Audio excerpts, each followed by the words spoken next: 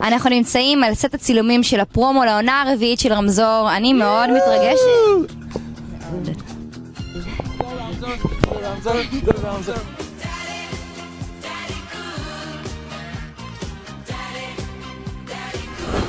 צלמים פה פרומו לעונה הרביעית של רמזור, כאשר הפעם ההורות היא לב העניין. כל מיני סיטואציות קטנות ומצחיקות, רובם סביב הנושא המרכזי שהוא בעצם ההורות של אמיר, שזה באמת מהפך גדול, וקצת היחס שלנו לסיטואציה הזאת. אמיר העונה הזאת התבגר, כמו השיר לא רוצה להתבגר, הוא כבר אבא לילדה, אבל בראש הוא עדיין נשאר ילד קטן, שחלק מהאמירה שלנו על העניין הזה, שכאילו לוקח הזמן להבין שאתה כבר אבא, וגברים לוקח לה המון זמן להסתגל לרעיון הזה, הם מנסים עדיין לברוח ועדיין לחפש את המקומות, ולאט לאט הם מבינים שהמציאות השתנתה.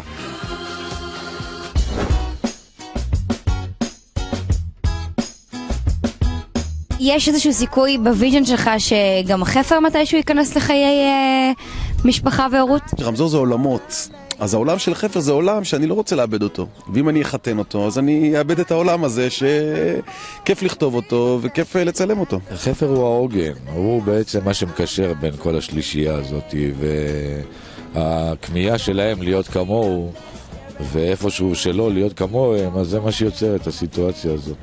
תלך, את אוהבת אותי בכלל? יאללה, אני אשתך, ברור שאני אוהבת אותך. יאללה, לילה טוב. איצקו ואילך סגרו את הבסטה, חיכינו לזה 4 עונות, העונה הם הבינו שדי.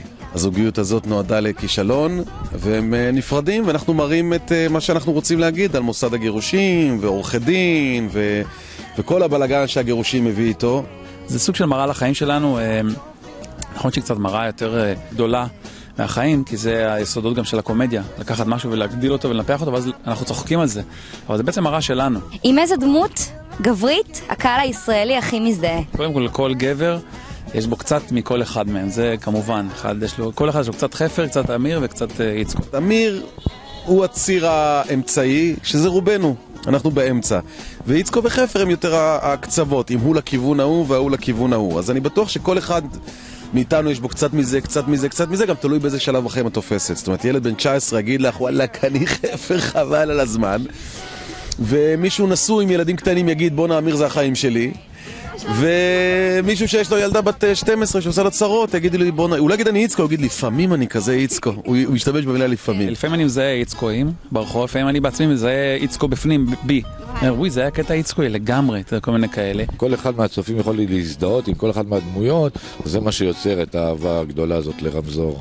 אם זה נשים ואם זה גברים בסדרה, ואפילו ילדה יש לנו. יש המון הפתעות בעונה הזאת, דברים לא צפויים בכלל, שלצערי אני לא יכול לגלות לכם. תצטרכו לראות את זה.